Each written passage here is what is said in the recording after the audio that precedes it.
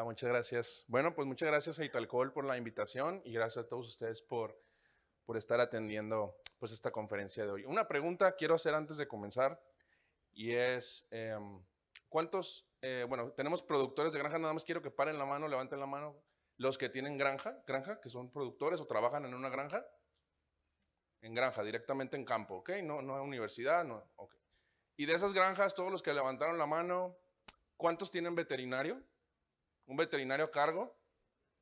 Ok, perfecto, ya se bajaron, ya hay menos. Y ahora, de esos que tienen veterinario, tienen un veterinario que está específicamente encargado de la parte sanitaria nada más? ¿Cuántas? 3, 4, 5. Listo, de 30 a 40 bajamos a 5, ¿no? Bien, esto es un momento importante por el tema que vamos a hablar ahora, que es el tema de epidemiología, ¿ok? Ya habló la doctora bastante del tema de diagnóstico, ya habló el doctor Mauricio del tema de bioseguridad.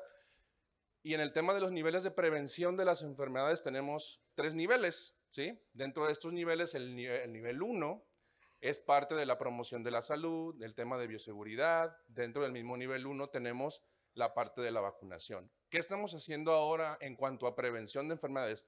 ¿Ustedes creen que estar aquí ahora nosotros tiene que ver con la prevención de enfermedades o no? ¿Estar sentados platicando nosotros? ¿Por qué? Nos estamos capacitando, ¿cierto? Uno de los puntos más importantes en el tema de prevención de enfermedades es la promoción de la salud. ¿Cómo promocionamos la salud? Capacitándonos nosotros mismos, ¿sí? Entonces ahora estamos aplicando el primer nivel de prevención de las enfermedades en nuestras granjas, ¿listo? Que es capacitarnos. Van a ver esta definición ahí un poco cortada porque quiero hacer como algunos puntos muy específicos, ¿no?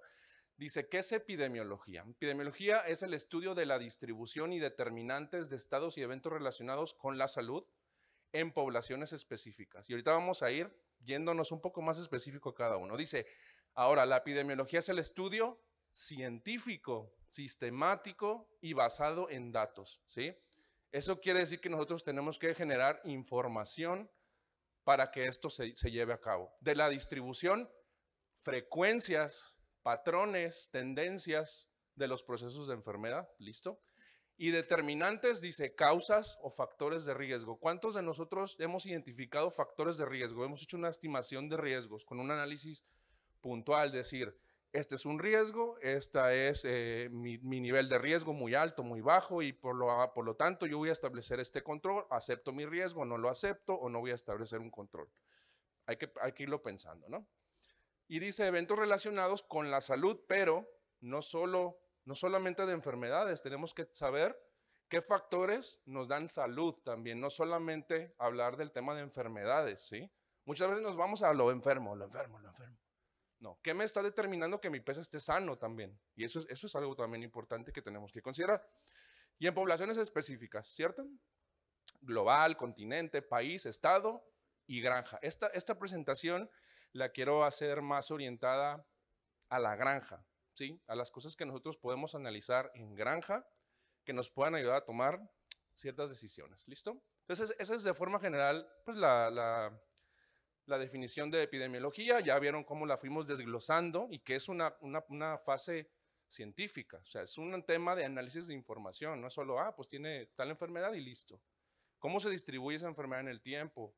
¿Qué porcentaje de mi granja está afectada con esa enfermedad? ¿Cómo se comporta esa enfermedad a lo largo del tiempo? Y esto es algo sumamente importante. Propósitos de la epidemiología, pues proporciona datos a partir de los cuales vamos a tomar decisiones. Ayer hablaba el doctor Diego, decía que necesitamos generar datos para tomar decisiones, ¿no? No solamente en el tema de enfermedades, sino en el tema productivo también. Eso es algo importantísimo. ¿Cuántos de nosotros en granjas analizamos nuestros datos productivos? ¿Sí? Por ejemplo, alguien tiene un análisis de decir, bueno, mi FCA del primer trimestre fue de tanto, el segundo trimestre fue de tanto, qué condiciones yo tuve productivas en el primer trimestre que dieron que ese FCR fuera de ese nivel y puedo aplicarlo en el siguiente semestre igual, ¿sí? Ese tipo de análisis que me ayudan mucho en el tema de producción, ¿ok?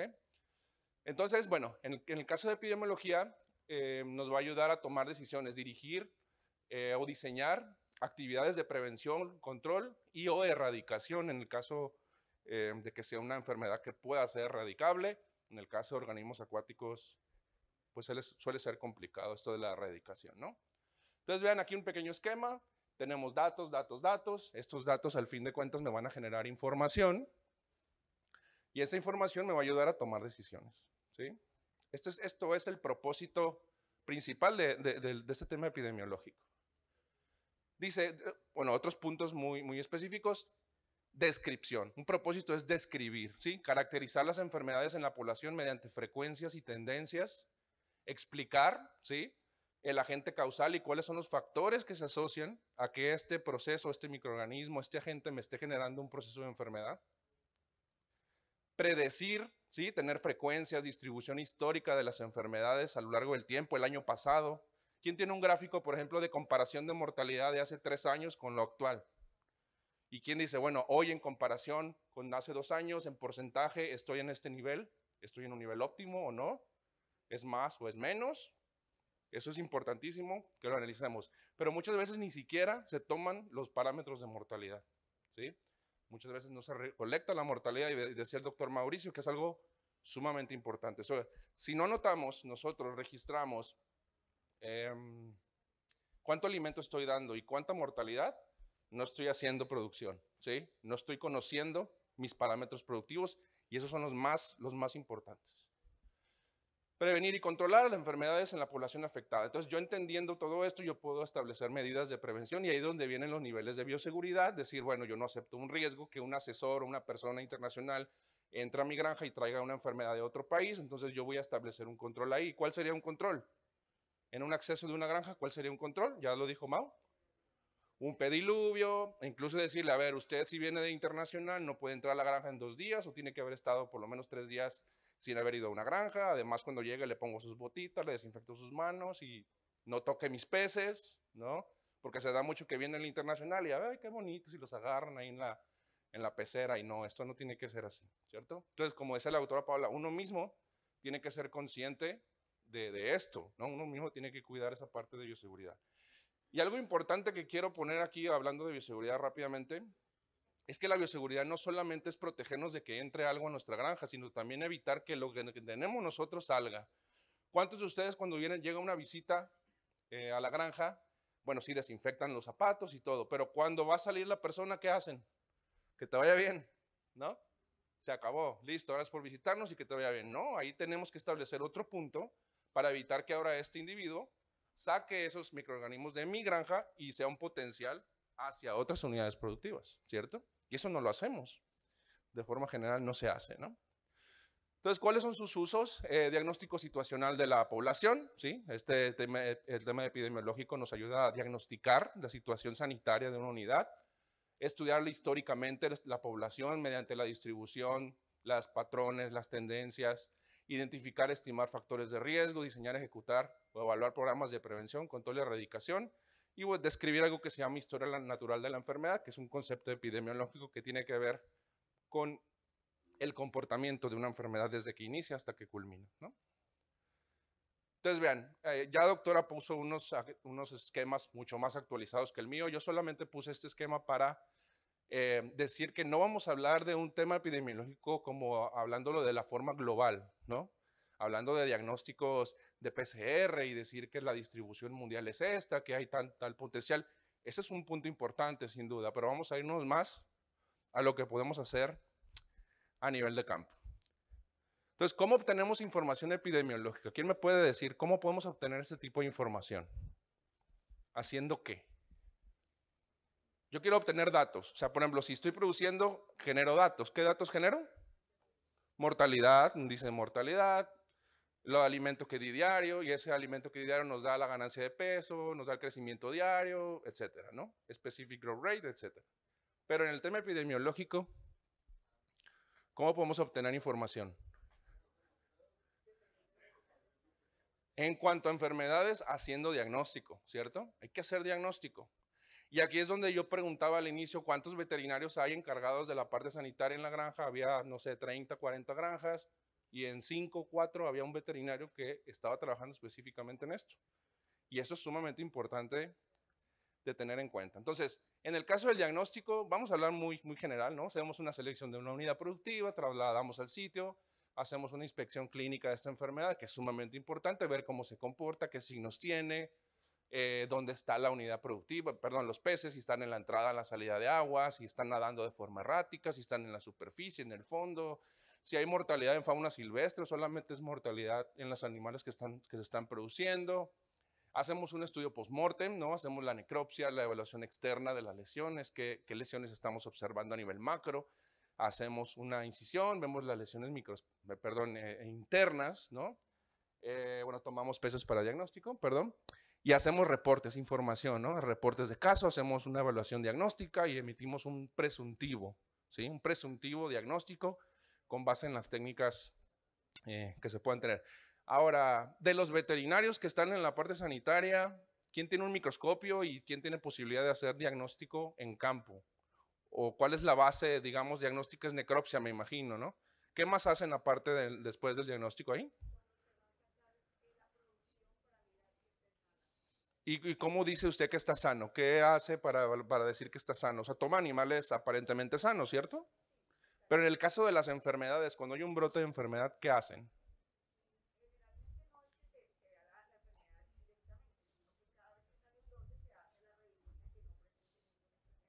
Ok, ok.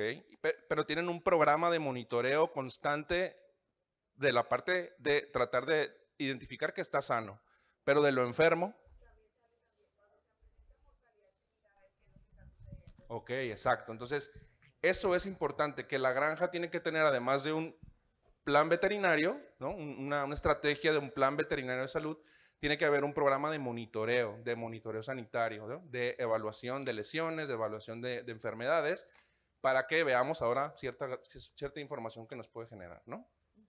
Entonces, vean, diagnóstico de enfermedades de forma general, tenemos la necropsia, eso es lo más básico, pero vean todos los elementos que nosotros podemos utilizar para hacer diagnóstico, ¿sí? No solamente es hacer necropsia. Y una cosa, o sea, para hacer necropsia tengo que tener experiencia en observar lesiones. O sea, no puedo solamente hacer necropsia y ya, ¿no?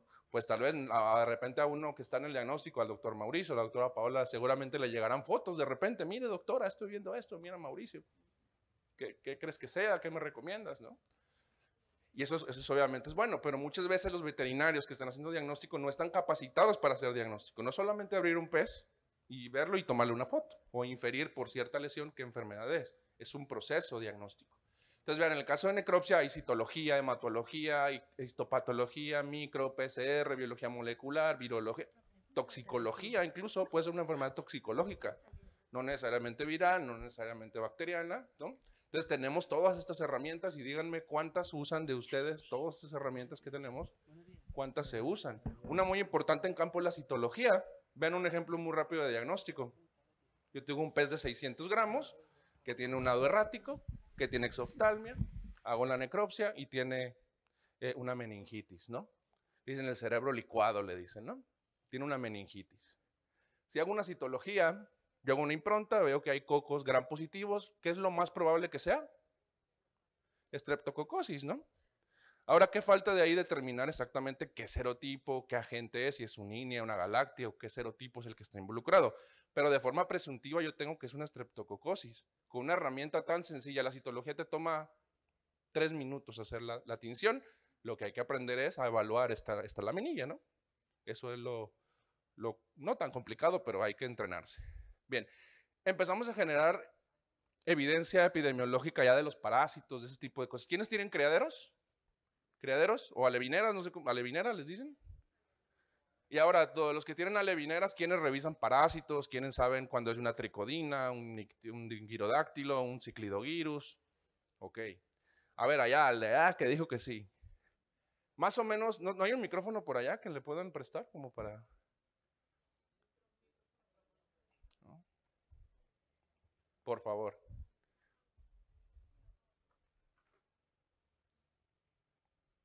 Cuando hay las evaluaciones de parásitos, ¿qué mides? ¿Qué se mide cuando están haciendo evaluación de parásitos? Esto es algo importante.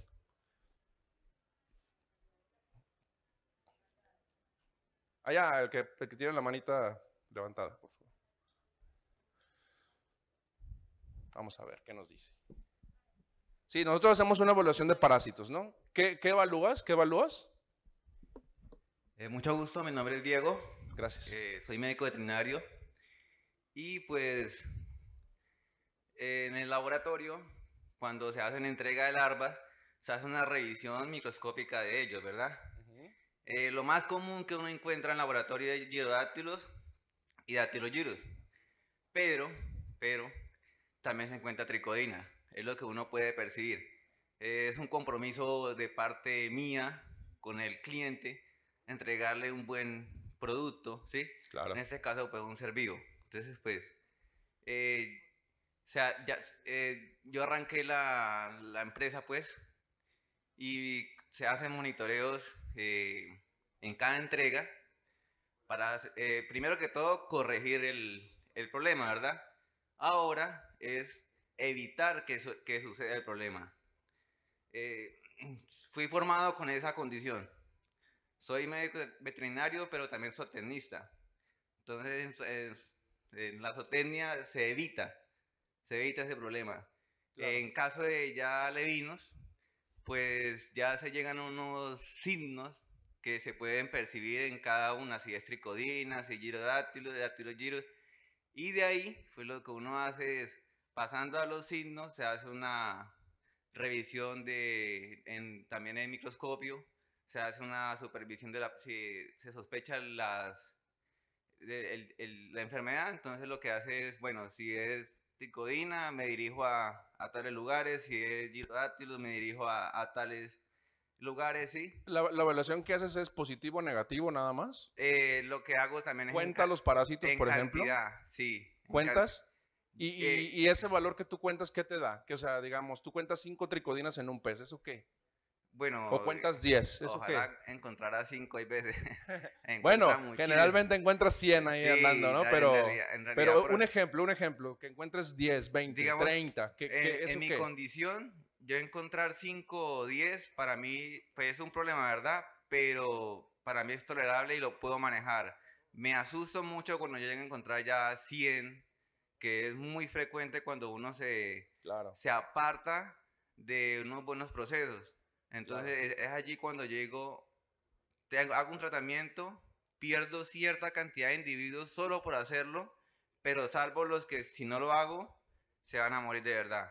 Claro. Entonces, Entonces, pues, como dices tú, para ti es aceptable tener 10 tricodinas.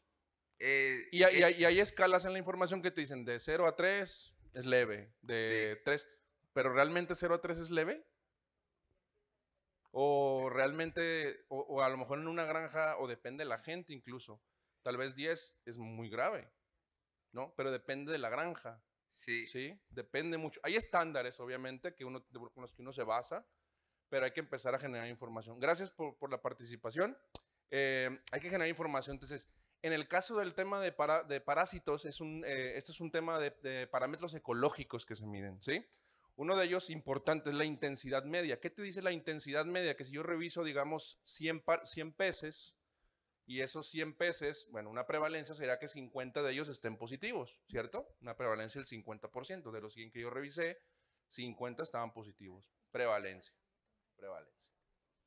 Intensidad media es cuántos parásitos tenían esos animales positivos ahora, ¿sí? Si yo revisé 50 peces y esos peces resulta que en promedio tenían 2 cada uno, pues mi intensidad media es de 2, ¿sí? O sea, todos los parásitos que yo conté los divido entre esos animales positivos y digo, bueno, en promedio mi intensidad media era de 2 parásitos por pez. Puede ser más, muchísimo más, ¿ok? Y bueno, intervalo de intensidad es la cantidad mínima o máximo. Pero bueno, esto no vamos a andar mucho en esto. Lo que me interesa es que a partir de estos parámetros ecológicos que se miden en parasitología, no solamente en peces, sino en otras especies también, genera estas tendencias. Ven, esto que está viendo aquí son semanas, ¿sí? Es una tendencia de semanas, ¿sí? Y aquí es la prevalencia, fíjense, prevalencia contra la temperatura, ¿ok? Vean, por ejemplo, esta línea amarilla dice aquí, es un ciclidovirus o dactilovirus, ¿no? Dactilovirus. Su prevalencia en esta granja no es importante, ¿ven? Tal vez en la semana 33, en la semana 36 vi una prevalencia de un 3%, 5%, pero en el resto 0, 0, 0. Entonces en esa granja no es importante. ¿Voy a establecer una medida de control específica para ese parásito? Pues tal vez no, vamos a hacer algo general. Pero vean, por ejemplo, en el caso de la tricodina, ¿sí? Eso es prevalencia nada más. Vean cómo en ciertos momentos yo tengo prevalencias hasta del 70% en mis evaluaciones. Pero en otras ocasiones yo tengo prevalencias del 5%, ¿sí? Pero vean cómo estoy yo analizando las tendencias de estas prevalencias o de estas intensidades medias. Y esto me ayuda mucho a tomar decisiones, ¿sí? Obviamente hay procesos estándares, pero podemos saber que en ciertos periodos yo tengo que incrementar esos estándares de calidad o de bioseguridad porque hay épocas de riesgo. Vean cómo estos datos me dan información y esta información me ayuda a tomar decisiones, ¿cierto? Vean, entonces, ven, este es un ejemplo, una correlación de la prevalencia de parásitos con temperaturas. Eso ya es nivel estadístico que los veterinarios tenemos que ingresar ahí, ¿sí? Nivel estadística, es una gráfica de correlación. ¿Qué me indica una gráfica de correlación? Me dice cuál es la relación en que yo tenga, por ejemplo, un incremento de la temperatura con mi prevalencia de enfermedades. Y aquí, ¿qué me dice? Esta línea que ustedes ven aquí, dice que hay una correlación positiva entre el incremento de temperatura y el incremento de la prevalencia de esta enfermedad. Entonces, ¿cuál es mi principal factor de riesgo para que se presente esta enfermedad? La temperatura, ¿no? ¿Por qué? Porque modula los procesos, porque ayuda en el tema de la reproducción, ¿no? De la fisión binaria que tienen las tricodinas, acelera este proceso y por lo tanto hay una mayor reproducción y por lo tanto es más probable que yo lo encuentre en un pez causando una enfermedad. Entonces vean cómo la temperatura modula la prevalencia de las enfermedades, ¿sí? Ese es en el caso solamente de parásitos. Vean, en el caso de diagnóstico rutinario, digamos que yo en el mes, esta es una gráfica de un mes, yo fui a hacer diagnóstico, yo detecté ciertas lesiones y estas lesiones yo las agrupé en diferentes sistemas, ¿sí? Sistema cardiovascular, cutáneo, digestivo, etcétera. O algunas estructuras que no se pueden agrupar específicamente. Pero vean, en este mes no puse fechas, no puse nombre de granja, no pongo nada, pero lo importante es que vean la información. Porcentaje de afección por sistema mensual. Este que está aquí es el 31%, que corresponde al sistema nervioso, ¿sí? Entonces, durante mis necropsias, en el mes de enero, de todas las lesiones que yo determiné, la mayoría de esas lesiones, el 31%, estuvieron dirigidas al sistema nervioso. ¿Y qué enfermedades me causan enfermedades en el sistema nervioso? Principalmente estreptococosis, ¿no? Entonces, ¿yo qué puedo inferir? Que probablemente el 31% de mi enfermedad estuvo relacionada con estreptococosis. Lo puedo inferir, mas no lo puedo asegurar, ¿no? Aquí yo lo único que sé es que el 31% de estas lesiones fueron del sistema nervioso. Tendencias de sistemas, vean. Ahora yo voy a agarrar cada uno de los sistemas y voy a ir analizando sus tendencias. Esto es una tendencia en un año, ¿sí? Comparativo con diferentes años. Es una gráfica que me gusta mostrar mucho porque se nota muy bien la interacción de las incidencias o de las tendencias de las lesiones con la temperatura. Ahorita lo vamos a ver. Vean, por ejemplo, aquí dice sistema respiratorio. Son las lesiones que observamos en el sistema respiratorio a lo largo del tiempo, ¿sí?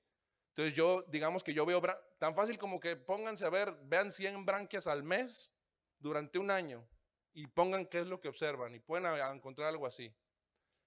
Generalmente las lesiones son necrosis branquial, que es una de las lesiones más comunes. Vean cómo, por ejemplo, en enero la prevalencia o la incidencia de estas lesiones en branquias es de un 40%, pero como en junio, mayo, pues se nos baja a un 5%, 7%. ¿Por qué? ¿No?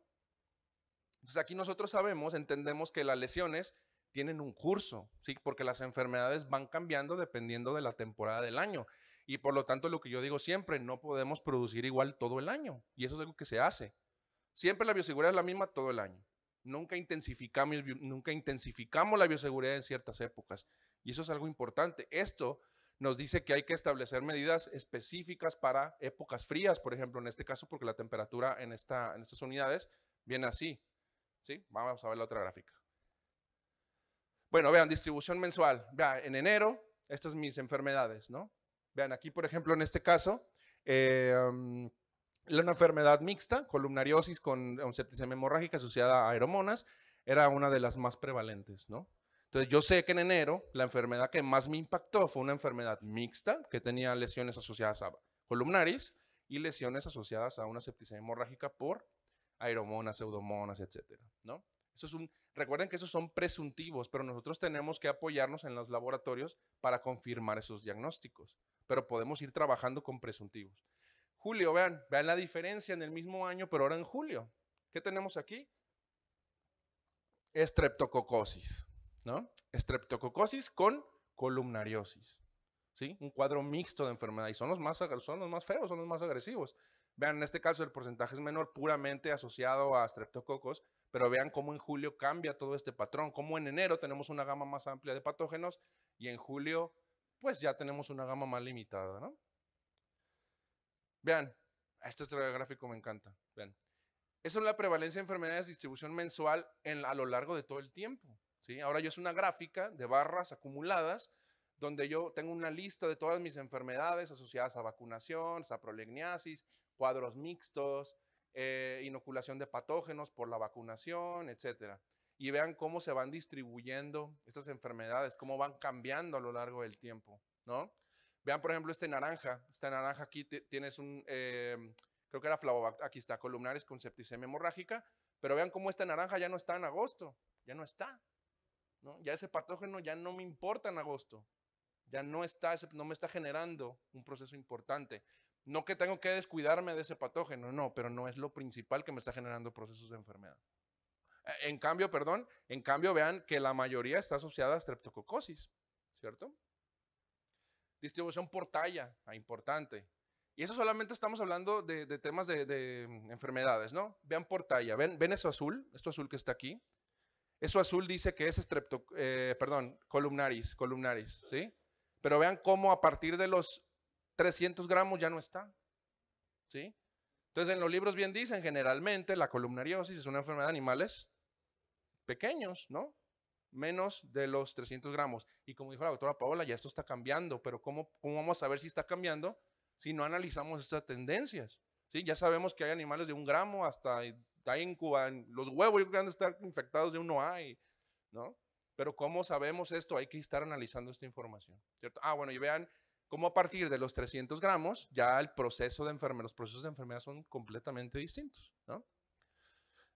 Lo que les decía hace rato de la temperatura, vean cómo se comporta. ¿Quiénes de ustedes tienen una gráfica en su granja que actualizan de temperatura? Eso es importantísimo, ¿no? Para ver cómo se van comportando la tendencia de esto. ¿Y qué es lo más importante? No solo ver la temperatura, sino ver, conocer qué épocas tenemos, obviamente. ¿Por qué?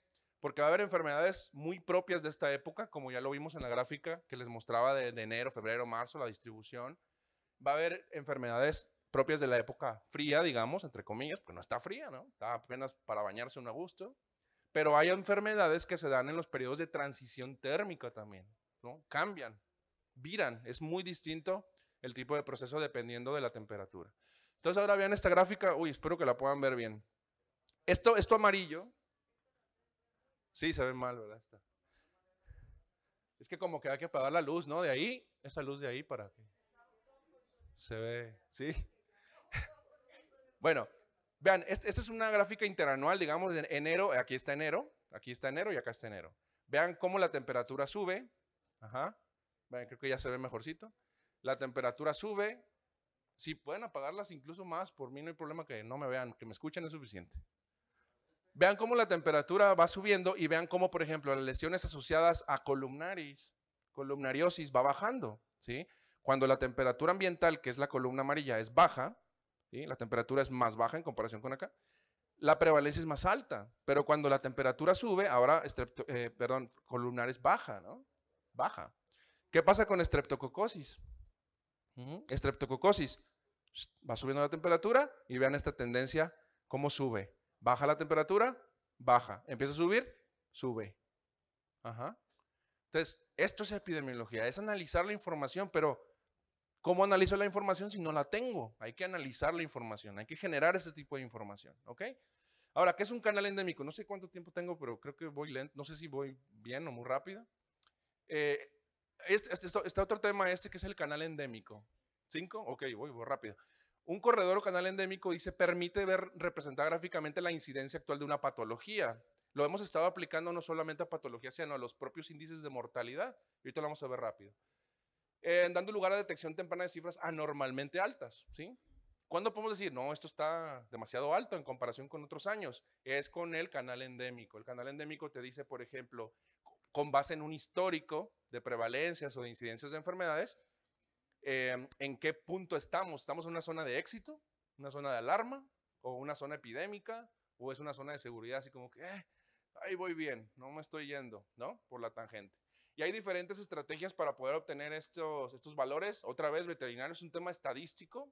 Ingenieros que se dedican también, que están en la parte estadística, analicen su información. Hay uno muy básico que se llama, que es el método de los cuartiles. Digamos, por ejemplo, este año son diferentes años, son diferentes porcentajes, se organizan de menor a mayor y se sacan los cuartiles, ¿no? Que son principalmente promedios de los primeros 2 años, promedio de los últimos 2 años, el cuartil 3, y el cuartil 2 sería la mediana de estos valores.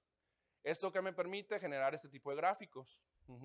Este tipo de gráficos en los que yo veo mi mortalidad en comparación con lo histórico de mi granja, en donde estoy.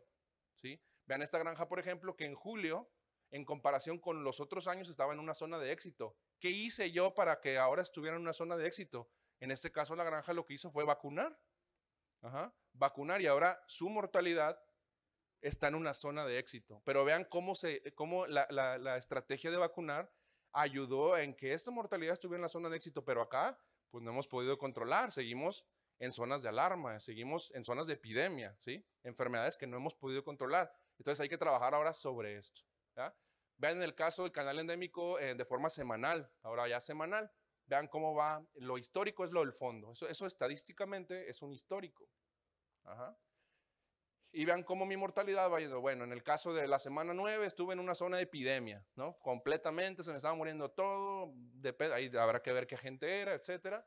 Pero vean cómo ya en la semana 35, pues ya ahí estuve en éxito, se me fue un poquito en la semana 31, estuve en la zona de éxito, de repente me fui saliendo a la zona de seguridad, estuve ahí en la zona de alarma, controlé un poco y bajé, ¿no? No me alcancé a ir a la zona epidémica. Esto se aplica generalmente a enfermedades, por ejemplo, casos de fiebre amarilla en Colombia, ¿no? O casos de dengue en Colombia, en México. Entonces digo, bueno, casos de dengue. Entonces ya puedo saber, o las organizaciones sanitarias dicen, este individuo, este país está en un brote, porque históricamente hay más que otros años, ¿no? Bueno, voy rápido con el tema de evaluación de riesgos. Eso es algo que pues, de preferencia tiene que hacer. Es una matriz en la que nosotros establecemos criterios, si hay un riesgo de difusión de una enfermedad, si hay un riesgo de exposición ante este patógeno. Hay diferentes valores que se utilizan para poder establecer estos procesos. Hay criterios para poder evaluar, por ejemplo, una consecuencia que pueda haber en cuanto a la difusión o la establecimiento de una enfermedad. Y finalmente, por ejemplo, para el tema de medir, o sea, nosotros estamos vacunando. Alguien, por ejemplo, me puede decir, ¿cuál es el riesgo o qué diferencia hay entre que yo ponga una malla de recepción en la vacunación de los peces vacunados o no la ponga? ¿Hay alguna diferencia en mortalidad, ponerla o no ponerla? ¿Hay alguna diferencia en cambiar con mayor frecuencia el anestésico, a hacer una oxigenación o no hacerla? Todo eso son evaluaciones de riesgo que yo hago y son factores que me pueden determinar un estado sanitario óptimo o un estado sanitario inadecuado, ¿sí? Vean aquí rápidamente, es un análisis de un riesgo. ¿Cuál es el riesgo de mi vacunación? Vacunar en una densidad baja o en una densidad muy alta, ¿sí? En el caso, vean el caso de una vacunación con una biomasa baja, la mortalidad generalmente está empezando cuando estamos en los 25 kilos, ¿sí? En los 25 kilos, más o menos. Nosotros sabemos cómo tener la mortalidad, depende del tiempo, depende de la densidad, me está generando un proceso. Vean cómo acá cuando tenemos una densidad alta, la mortalidad empieza cuando la biomasa es más alta, obviamente, y en periodo tiende a ser más corto.